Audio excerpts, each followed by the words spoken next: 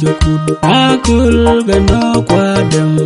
man cha ke tong ron kwa et chibanu chin wane ne wil pian kun chupe cha nye du ye la che du pya kwa yi che dia on per when me che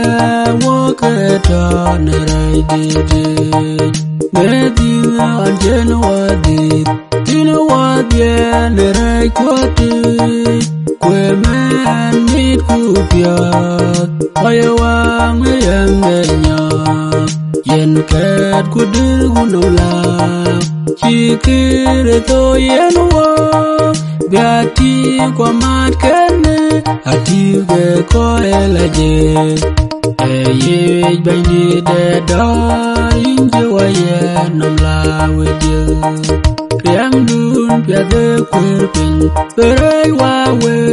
te nang ran go go de go mat kene ati la je jang me du ne jatoi na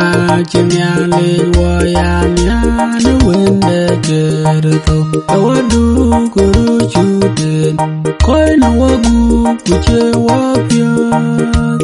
pyo yana kon ya le chenongin in man berane to